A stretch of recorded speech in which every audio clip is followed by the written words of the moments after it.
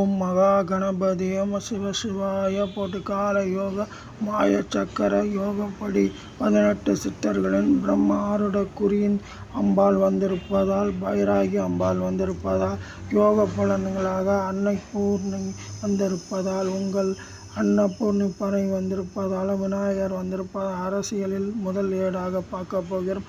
அரசியலின் மிக யோகசாலிகளை பற்றி ஒரு அரசல் மாண்புமிகு தமிழக முதல்வர் அண்ணன் திரு முத்துவேல் கருணாநிதி ஸ்டாலின் அவர்கள் ஜாதக யோக அம்சத்தில் சிம்ம ராசி பூர நட்சத்திரம் தனுசு லக்கணம் இவர் ஜாதக யோக சிறப்பு திட்டங்களாக மகா சிவராத்திரியை அரசு விடுமுறையாக அறிவித்தால் மிக சிறப்பாக இருக்கும். அதேபோல் பாமன் சாமிகளுக்கு பசல் நகரில் ஒரு திருவுருவ சிலை வைத்தால் இவர் ஜாதகத்துக்கு மிக சிறப்பாக இருக்கும்.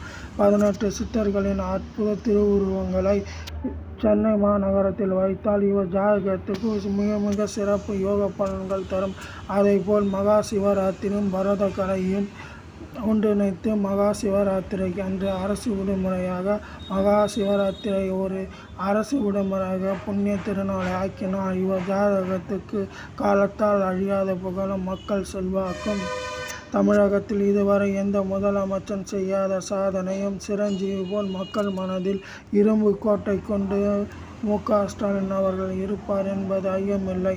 நான் 2005 விநாயகர் சதுர்த்திக்கு முதலாக தமிழகத்தின் முதல் மந்திரியாக ஐயா திரு மு.க. ஸ்டாலின் வருவார் என்று கணித்து கூறிய போது 2006 துணை உள்ளாட்சித்துறை அமைச்சராக பிறகு துணை முதலமைச்சராக வந்தபோது அரசியல் சூரன் ஐயா கலைஞர் என்னை நேரில் அழைத்து பாராட்டினார்.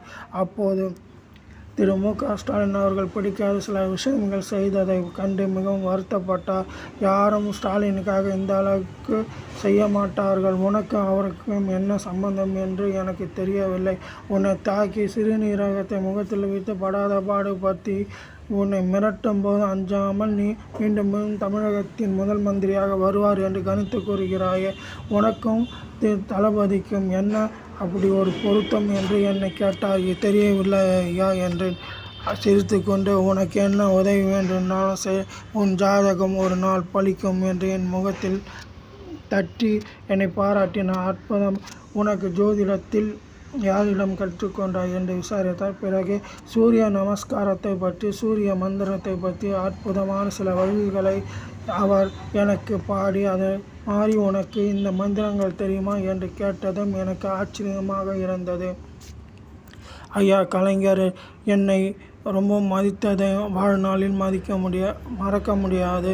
என் வாழ்க்கையில் என்றும் ஒரு பொன்னான நாளாக நான் பார்க்கிறேன். இறைவன் அருளால் அவர் என் மீது வைத்திருந்த நம்பிக்கையும் இறைவன் தந்த ஒரு பரிசை தான்.